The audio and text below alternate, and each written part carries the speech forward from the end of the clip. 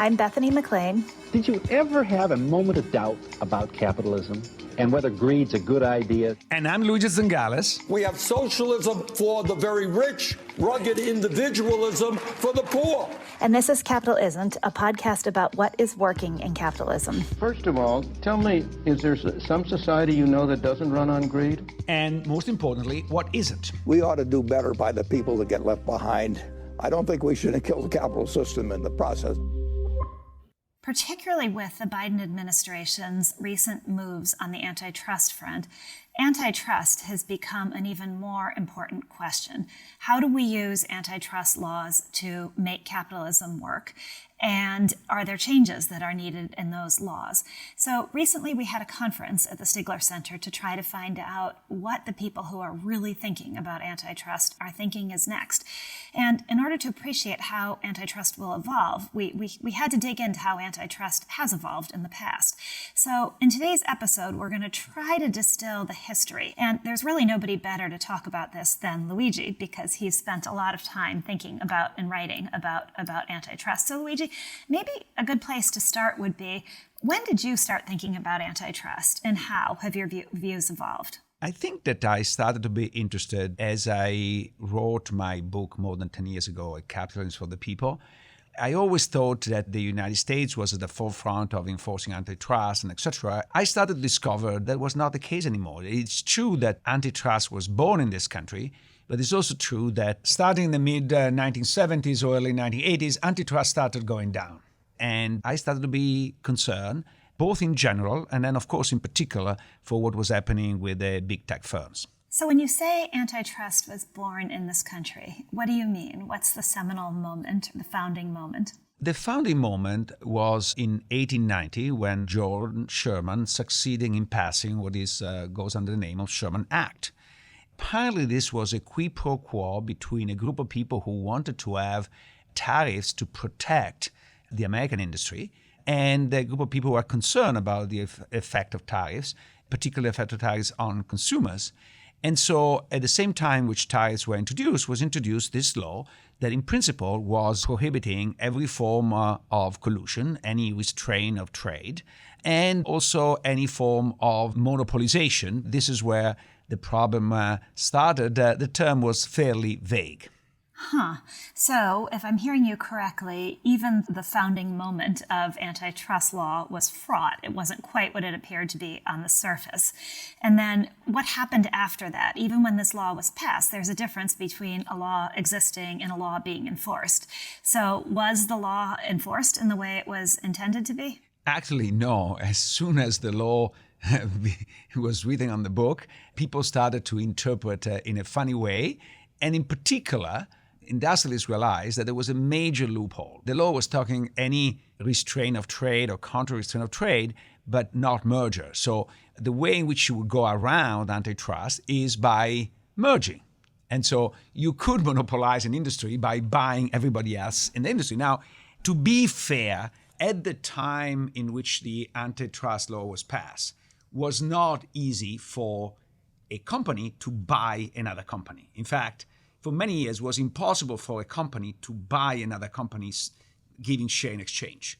It was actually the state of New Jersey that introduced that possibility in order to please nothing short than our friend John Rockefeller, full disclosure, the original donor of the University of Chicago, who actually created the Standard Trust by basically merging all the companies. So New York M&A investment bankers actually owe their existence to New Jersey. Absolutely. So when the Sherman Act was passed, it was not that common to merge. Immediately after the antitrust was passed, there was literally a merger wave in America. Nothing could be done until the Clayton Act was passed in 1914, where they basically added to the Sherman Act a statement saying that if you merge, that's a problem as well. Does the Clayton Act mark a new era in antitrust, or was it more of an add-on to the Sherman Act? No, it was more than that, because at the same time in which the Clayton Act was passed, also the Federal Trade Commission was created. And so now you have an agency that is in charge of studying what's happening and creating the knowledge to actually intervene.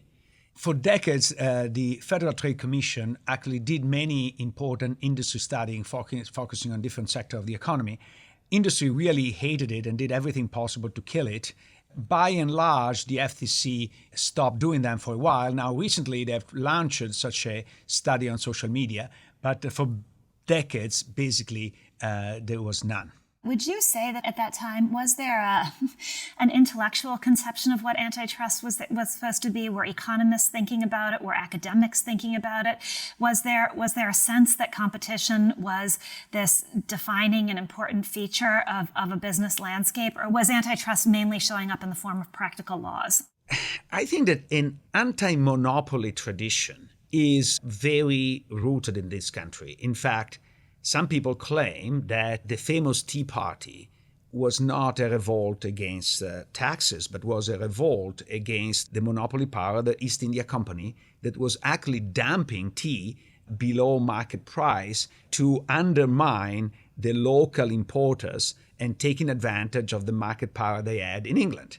Oh, that's totally fascinating. And it is interesting that the St. John Sherman of the Sherman Act has a passage that links the two things and say, if I go by memory, so I don't quote exactly, but if we don't tolerate a king in the political realm, we don't want to tolerate any king or kingdom in the realm of necessities of life. So import, production, and distribution of what is essential for our livelihood. So I think that there is a very clear connection. Concentrated political power is bad, but concentrated economic power is equally bad. So I've often heard of Brandeis and Brandeis's arguments against bigness. Even today, you hear this term tossed around antitrust conversations about being a neo-Brandeisian. So I'd like to pause on who is Brandeis and what is his contribution to antitrust? And is he part of this first wave or does he come later? So Louis Brandeis is a very key figure in the intellectual history, not only of antitrust, but also of securities law. He was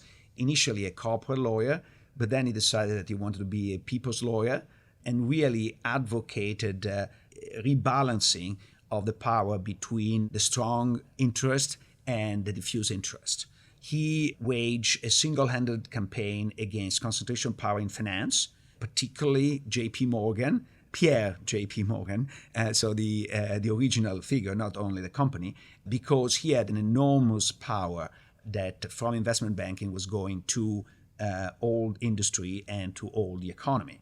And so he fought very aggressively to reduce that power through more transparency.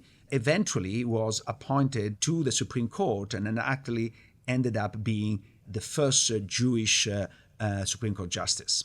There's a great quote from Brandeis. We can have democracy in this country or we can have great wealth concentrated in the hands of the few, but we can't have both. That sounds like it was aimed directly at J.P. Morgan. Yes, absolutely. And, you can aim that now at a lot of people because there are a lot of more than J.P. Morgans. But what is interesting of Brandeis is besides his passion for transparency, which was crucial and was one of the inspiration of the Securities and Exchange Act and the Securities and Exchange Commission, I think he was very passionate about keeping size of firms limited. So he has a, if you want, romantic view of a world in which everybody can be an independent producer, which is an idea that goes back to the founding fathers, that you can only be free if you don't depend on anybody for your livelihood. In a world in which we are all employees of Amazon, can we have a democracy? Then does freedom ever really exist? Because isn't independence always a bit of an illusion? So Brandeis was on the Supreme Court from 1916 to 1939, I think. Was there at that time, were his arguments ascendant or was there another point of view coexisting with or fighting with Brandeis's for supremacy? No pun intended. Actually, Brandeis, when he was on the Supreme Court, was not as aggressive on antitrust issue as you would have expected. As you know, at the beginning of the Great Depression, Roosevelt thought that maybe helping cartelize industry will support higher wages and will be a good thing. And so he actually passed a thing called National Recovery Act, in which was basically creating an antitrust exemption, trying to facilitate that process.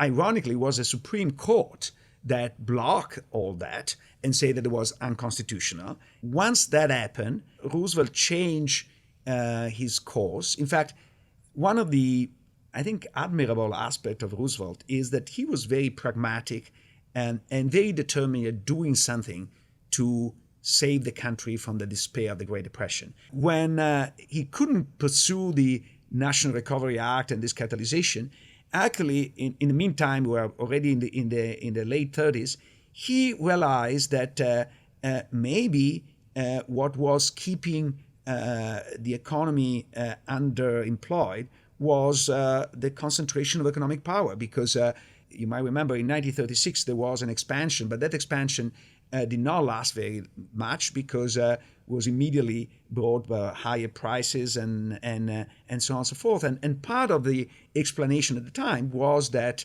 the industry was too cartelized, and so when you increase demand and there is not a lot of supply coming in, the natural consequence is an increase in prices. And so Roosevelt appointed to the DOJ Antitrust Division this guy called Thurman Arnold, who up to that point had ridiculed antitrust. In fact, one of the funny things is that when he was in the hearings to be appointed Assistant Attorney General for Antitrust, one of the senators reminded him of his book that was saying that basically antitrust was a sideshow, a little bit like anti-prostitution laws, where people are good during the day shouting against prostitution, and then they continue to sin at night. He saw antitrust like that.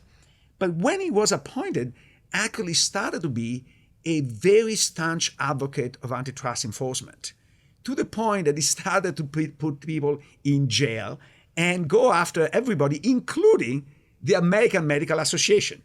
So I was thinking when you were talking about Roosevelt that maybe he epitomizes that Ralph Waldo Emerson quote that I've always loved, which is, "A foolish consistency is the hobgoblin of little minds." But during this time, was there an academic sense of antitrust as well? Do thinkers like Keynes and Galbraith and others that we think of as Adam Smith have views on antitrust and on bigness, or was this debate mainly the province of legal minds rather than of economists and academic minds? I think that the antitrust was initially more legal than economics. But of course, there was a debate in economics. And by the way, there were some people, and Galbraith is one of those, that actually believe in bigness for technological reasons. And they thought that bigness had to be controlled through other means, including nationalization or countervailing powers. On the flip side of that, there were people that really believe in competition, even at the cost of breaking up big entities. So very few people know, but George Stigler, the namesake of the center that sponsored this podcast, in the early years of its life, was much more an advocate of antitrust enforcement, so much so that he has a piece in Fortune in 1952 titled "The Trouble with Big Business," where he states that the right thing to do, actually the conservative thing to do, is to break up big business. And he said it's conservative because the alternative is to regulate it or nationalize it. It is much worse. The much better thing to do is to break it up. But to his credit, he said very explicitly the reason why he believes that is because he believes there are no big economies of scale in large business. And that's the reason why, if you believe there are no large economies of scale, breaking up is costless from an economic point of view and good for competition. But that's obviously not true, right? There are economies of scale in largeness. They may come at a cost to society, and those economies of scale may largely accrue to the benefits of the people running firms, but there for sure are economies of scale, aren't there? There are clearly economies of scale at the very lower end. The question is, how many firms can you support with, let's say, above the minimum efficient plant? So that's number one. Number two, in many situations, you can create economies of scale by contract, and you don't need to merge. A point that, by the way, at the conference was emphasized by Nobel Prize winner Oliver Hart, who is an expert on merger and reason to merge, but he said, Look, take, for example, the case of a network of tower to support a mobile service company. Okay, clearly, if you want to have a network every, let's say, 50 kilometers in order to support your customers, there seem to be gigantic economies of scale, and potentially there can be room only for one company. But the answer is no, because you can have a tower company that service all the customers, and they rent space or they rent services to all the other companies. And you can have competitive mobile service companies that buy their tower services from a one company in the tower service. So it's not impossible to go around economies of scale in a certain way. As a journalist myself, I can tell you how important it is for reporters, especially business reporters, to develop a deeper understanding of the subjects we're covering. The Stigler Center's Journalist in Residence program offers paid training in the fundamentals of economic and business at the University of Chicago's Booth School of Business. And there are other perks. Learn more and apply now at chicagobooth.edu/StiglerJIR. So as we head into the period after the New Deal and after World War II, is there an overall consensus on antitrust? Is the Brandeisian way of seeing things predominant, or is there another way of thinking about the world? And how are economists beginning to grapple with antitrust? There is one important point that a lot of people miss that characterize the period of World War II and shortly after World War II. And this identification of monopolies with autocracies. So the Soviet Union was a big monopoly, right? In a sense, you have one big firm and the other big monopolies. But also there is no doubt that the industry structure of Germany and Japan, and to some extent Italy, favor the concentration and the fastidization of the country. Imagine you want to redirect a lot of money and resources to build more guns. In a market economy, you need to either vote to raise a lot of money to pay for more guns, or to distort the market prices, which is always difficult to do and is very visible. On the other hand, if you have a couple of banks that control the allocation of most of the credit, it's very easy to call 3 banks in your cabinet and say, this is what we want. Make sure to do it, otherwise you're going to get in trouble. And they're going to do it without the prime minister making any law or passing any decree or anything like that. So I think that certainly the experience of Germany, Japan, and Italy, and to some extent also the Soviet Union, scared the hell out of the American public about monopolies. And you can see this, one of the later amendment of the antitrust law that takes the name of Selig-Kefauver, when there was debated in Congress in the 40s, it was clear that the congressmen and the senators were making reference to this threat. And they say, we need to fight monopolies because monopolies are the slippery slope to autocracy.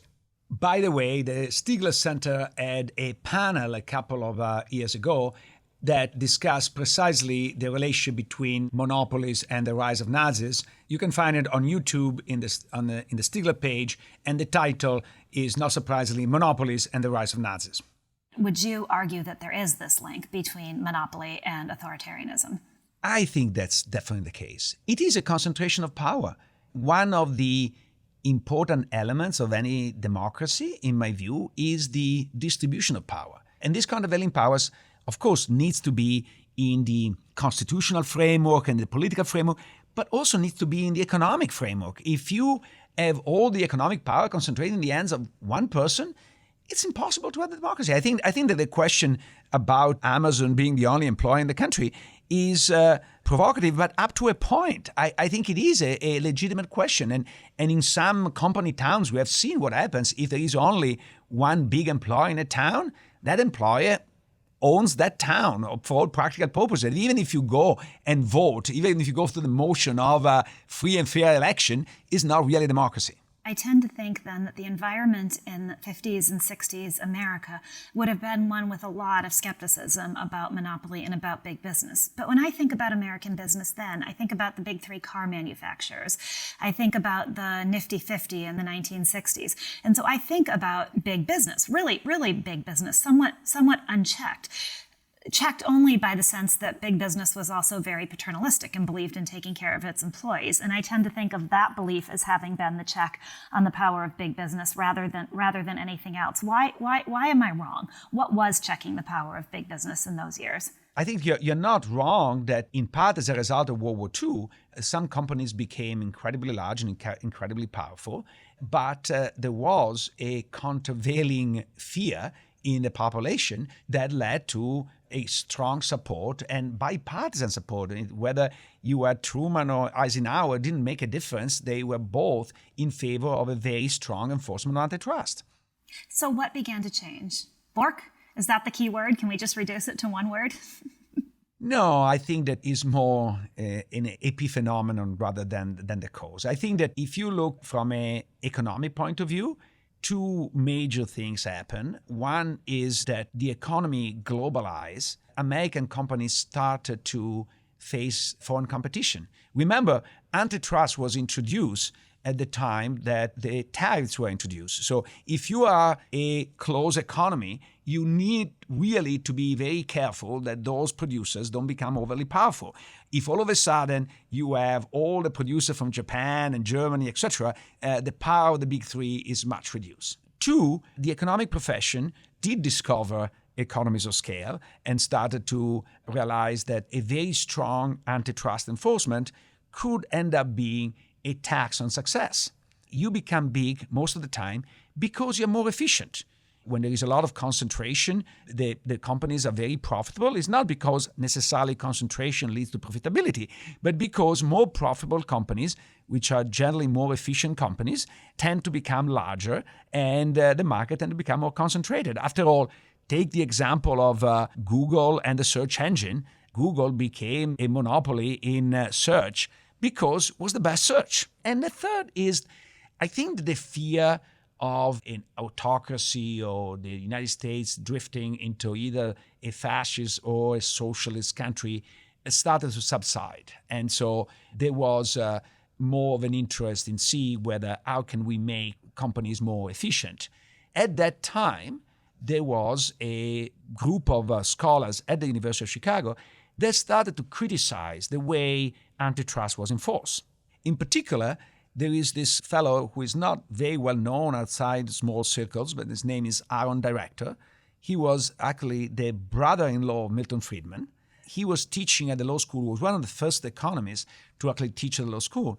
And he was co-teaching with a famous law professor that later became president of the University of Chicago, Ed Levy, who had just been Assistant Attorney General for Antitrust. So he had come back from trying to enforce antitrust. And Aaron Director ridiculed every case he was bringing, making fun of the lack of consistency and logic that we're applying. One case that became very famous is the so-called Utah Pie case in 1967.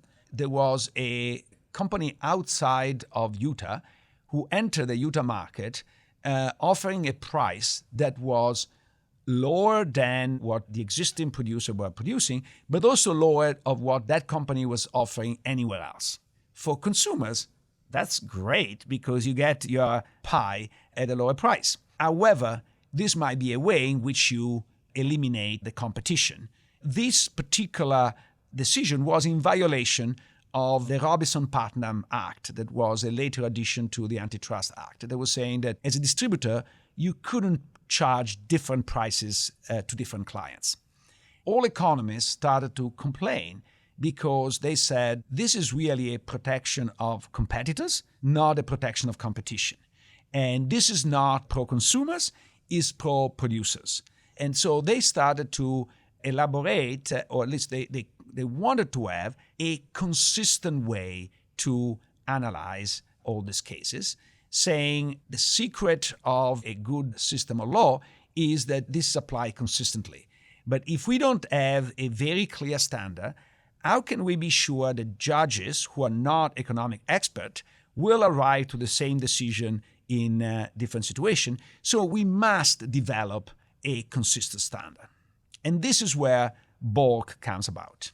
Bork's role in all of this is so interesting because we all tend to think about him through the lens of culture wars, which is what seemed to matter for a very long time. And I think there's a very powerful argument to be made that his impact was actually much more powerful in an area about which no one was thinking. Paradoxically, what I think is that Bork did a phenomenal marketing strategy. The existing paradigm at the time was called structure, conduct, performance. There is a structure in the industry given by exogenous factors that leads to behave in a certain way, and this leads to have a certain level of profitability. So it was very easy to determine whether there was a excessive concentration. Concentration itself was bad, and you have to break up, and etc. And at the time, again, the court sometimes went overboard. There is a case in which two supermarkets merged in the area of Los Angeles, and the combined market share of the two was only 7.5%. And they thought that that was excessive, and they prevented the merger. Okay? So in this context, there was a growing unsatisfaction and a growing desire to introduce some element of efficiency. So we want to promote competition for what goal? That might improve the economic pie for everybody. However, the antitrust issues are not just issues of efficiency, they are also issues of distribution. Robert Bork finessed this by being strategically ambiguous. In a sense, he introduced this concept of consumer welfare that does not really exist in economics. So if the market price of your favorite perfume is $100, probably your perfume costs more than $100, but let's say $100, but you really value that perfume $200, that $100 of difference is your consumer surplus, okay? However, there is also one thing called producer surplus. The fact that probably that producer produced the perfume for $20, I'm sorry to tell you, and that charges you $100. So that $80 of difference, that's the producer surplus, okay? If you sum the consumer surplus and the producer surplus, you have the total surplus, often called welfare. By using the term consumer welfare, Bork sounded like we were caring about consumers, but in fact was kind of telling that we're caring about total surplus. My colleague Randy Picker at the conference that we organized last April did a phenomenal brief speech about how in 3 different publications of Bork uses 3 different concepts, and sometimes even 2 concepts in the same article. So you keep flipping between the notion of total efficiency, total surplus, and consumer interest. This made it appealing to the people, right? We want the lowest price. Who is against the lowest price? Nobody. And also make it kind of similar to what the court was trying to do. The court tries not to allow mergers if merger increases prices. On the other hand, by sneaking in the concept of efficiency, introduce the possibility of economists to justify anything. I'm sorry to say, but we economists can make anything look like efficient. Honestly, there is a theorem that says any point can be an optimal point if you define properly your utility function. So if you don't specify exactly what is the goal, I think that could be efficient, okay?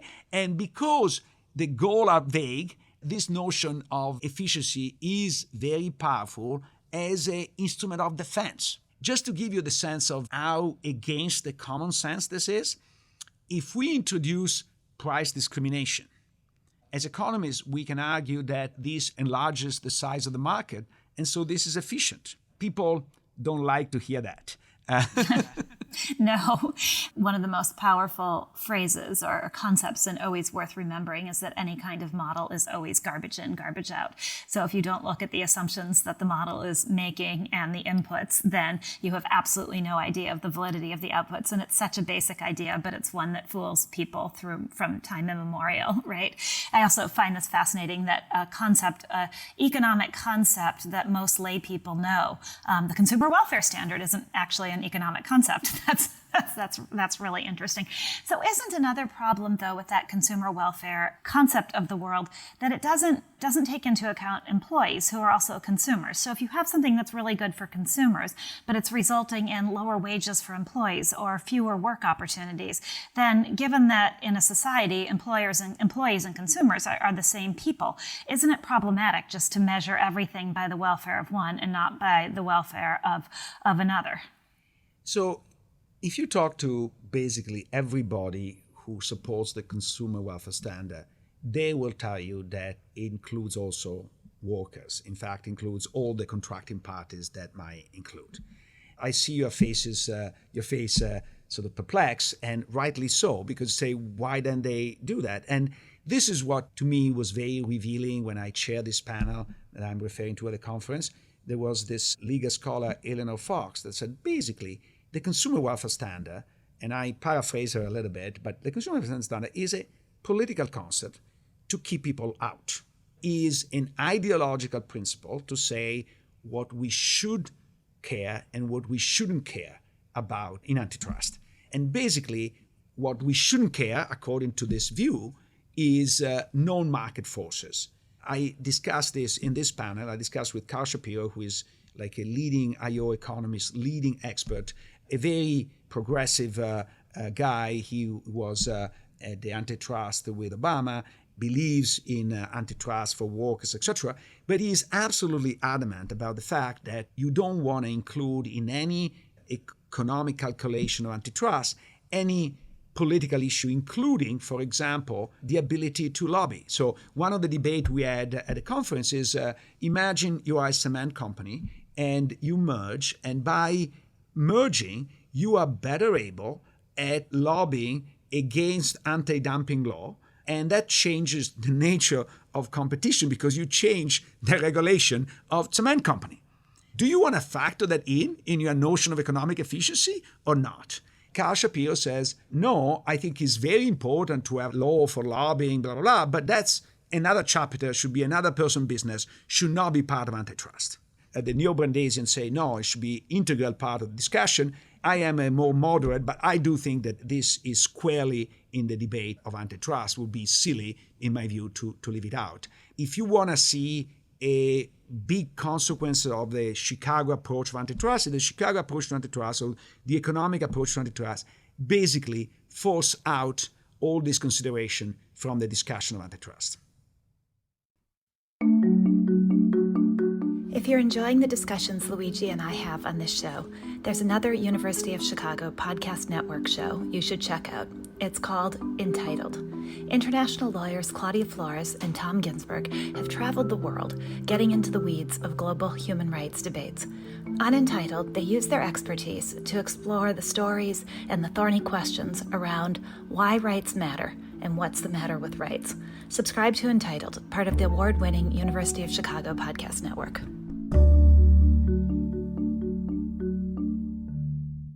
So before we get to the conference, can you summarize, since the consumer welfare standard was enacted, since the time of Bork, how would you summarize the last 4 or 5 decades of antitrust? Can we just say lax enforcement, a flawed standard and lax enforcement, or does it get more complicated than that? It's a little bit more complicated. So let me divide antitrust enforcement into 3 categories. There is what is called in jargon Section 1 cases.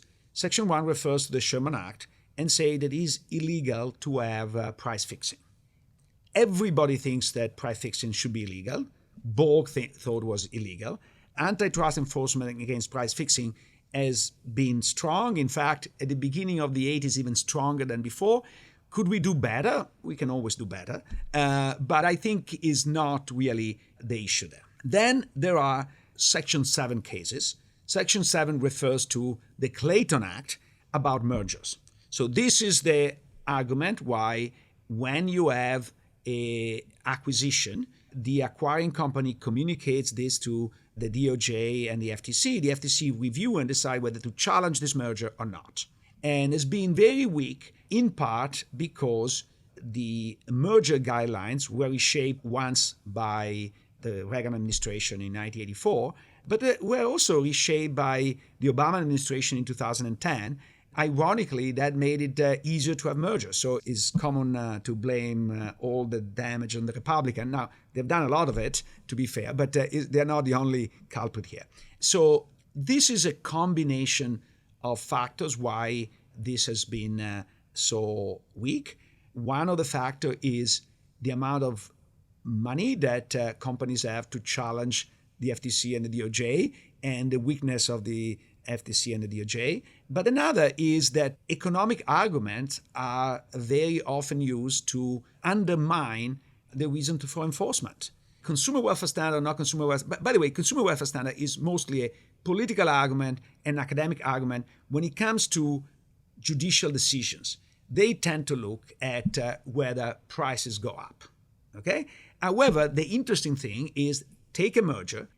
How do you know whether prices will go up? So that's where you need to have models, you need to have the economists, and this is where the economists show their brilliance by proving the impossible.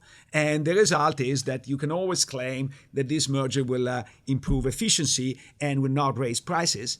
The reality is that the very few retrospective analysis, by the way, it's almost criminal, the fact that there is not automatically a retrospective analysis. It says the FTC and the DOJ, every time a merger took place, they should follow up with what happened and see what type of mistake they've done, right? They don't do that, as a matter of course. But the few retrospective analysis suggest that, on average, mergers do increase prices. So even in the single metric that the antitrust was enforcing, they fail. So we need to be tougher against merger. Of course, there is not only prices, there is not only wages, there is also innovation. For example, in a very interesting case in the European Union, when Monsanto merged with Bayer, they were basically merging their R&D department. And merging means cutting half of them. The effect on innovation can be pretty dramatic. And so this aspect needs to be analyzed in a much more serious way. And this is where, in my view, the point that Oliver Hart made at the conference was brilliant. He said, look, these days, we can obtain basically any benefit we can obtain with the mergers through contracts. So it should be the burden of the proof of the people merging to establish that they can't obtain whatever synergy they claim they obtain through any other form, and that the only form is through merging. Because the presumption should be that the full reason why you merge is to have market power. And that's the reason why we don't want you to merge. So if you have another reason other than market power to merge, it's incumbent upon you to prove it in court. The beauty is contracts are written and discoverable, and in the extent that they violate antitrust, you can be sued. But in a merger, you don't know what happened inside a company. And so you can do all sorts of dirty things, and you can't stop them. You talked about price fixing and you talked about mergers. Is there a third bucket that we need to touch on of antitrust? Yes, thank you for reminding me of this. There is a third bucket that goes under the name of Section 2 of the original Sherman Act, and this has to do with the so-called monopolization cases. These monopolization cases became extremely rare after the 1980s. There were many between the 1940s and 1980s, but after the 1980s became extremely rare. So Microsoft was one of those, and now some of the cases that are brought with Google are about this. Here's where economics has really undermined the ability to enforce, to the extent you can make an argument that this is efficient. You might always block any enforcement. You know, there is this debate about Epic, and Epic say, Apple, are taking 30% of my profits. This is the ultimate robber baron kind of analysis. You know that the robber baron were this baron in the Rhine River that were extracting tolls for no reason. Okay? This is basically a toll extraction for no reason. And the economists say, no. Actually, this is a return of the investment that Apple make in creating this safe space, which is the app space, and they need to maintain it, et cetera, et cetera. And so they need a return on that. there are efficiency reasons to organize this way. And so you can justify exclusion, you can justify tying, they can justify anything. And that's what makes the litigation of these cases a boondoggle for economists, because they become filthy rich arguing in favor or against, but with not great result for the country overall. Maybe we should change the saying, and instead of it being money is the root of all evil, it should be economists are the root of all evil. How do you feel about that? I would say monopoly is the rule of all evil. Fine, kidding. Okay, so here we are today. You have this conference at the Stigler Center. Everybody says the Biden administration is being so much more aggressive about enforcing antitrust. Everything is changing. What was the tenor of the conference? Was there a feeling that the Biden administration is indeed being more aggressive about antitrust and that there is a big rethink of antitrust going on, or is that not what's actually happening? Actually, it's very interesting because there is no doubt that the appointee of the Biden administration are very progressive in the antitrust space. In fact, I would say probably more progressive than the median Democratic voter, let alone the median voter in the country. And President Biden himself made an executive order with very strong words and very powerful language. So clearly, there is a lot of emphasis on this dimension. So my big disappointment is that we have not seen any legislation, but we recently saw a new set of rules called merger guidelines that are supposed to shape what kind of mergers are easily allowed, which kind of merger are challenged. This is really an important piece of regulation that has just been released in July. You should really watch the discussion about the guidelines because I think there is a lot of opposition to these guidelines, so it's not obvious that they will survive intact as they were issued. They're not even obvious that they will survive at all. So I think that is really an important element of public policy we should all watch. Not to mention the fact that last year at the conference, Jonathan Cantor had promised that before the summer there would be at least one antitrust law passed. And even Ken Buck, a solitary Republican, representative Republican who is a very strong antitrust promoter, was confident that at least one of the three proposals sitting in Congress will go through. And they didn't. I think was a gigantic missed opportunity. So is it too simplistic to say that it's just an example of corporate power at work, that we don't see this happening when everybody said it would happen? I think people are very reluctant to speak, especially on the record, on why that was the fail. My presumption is that you're right, but I think that we need to do some digging. So a couple of last questions. We began this episode by talking about how the United States really was the pioneer in antitrust enforcement, but it appears that now Europe is ahead of us in many ways. Are there lessons we can learn from Europe's approach, and why has that flip-flop taken place? I think now they are rejecting it, and they are going back to more the old liberal tradition, which is not that far, is a little bit more structured, but it's not that far from neo-Brandeisian to some extent. There is an interesting difference here. And of course, there are enormous institutional differences. In a sense, one of the big advantages of the European Commission is that they can enforce their decision and then the company challenge them and go to court. In the United States, the FTC and the DOJ has to ask the court to enforce their decree. So the bargaining power is completely different. And that's the reason why they can act in a much more aggressive way. So I want to pause with the last comment that you made at the conference about the importance of economists not substituting their expertise for the values of a democracy. And it reminded me a little bit of our episode with Elizabeth Pott Berman and her warnings about economic arguments. But I wanted you to expand on that for our audience, because I thought it was a really important and interesting point. Yes, this is something that I've been thinking for a while, even before I read the book by Elizabeth Berman. I think that the tools that economists develop or have developed are very powerful, but as all the powerful tools, sometimes you can be inebriated and miss the forest from the tree. They say, oh, but what we're doing is efficient. But a bit like if you define what counts and what doesn't count our efficiency, then of course you get to win. But if I get to decide what counts, I get to decide what happens.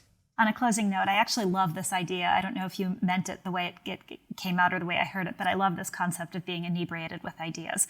I think I'm going to go think about that. And instead of having a glass of wine, maybe I'll go read a book.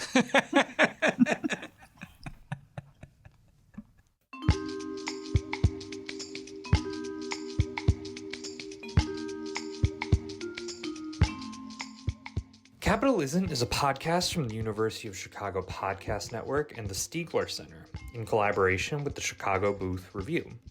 Also check out promarket.org, a publication of the Stigler Center. The show is produced by me, Matt Hodap, and Leah Caesarine, with production assistance from Utsof Gandhi, Sebastian Burka, Chris Wheat, and Brooke Fox. Don't forget to subscribe and leave a review for Capitalism wherever you get your podcasts.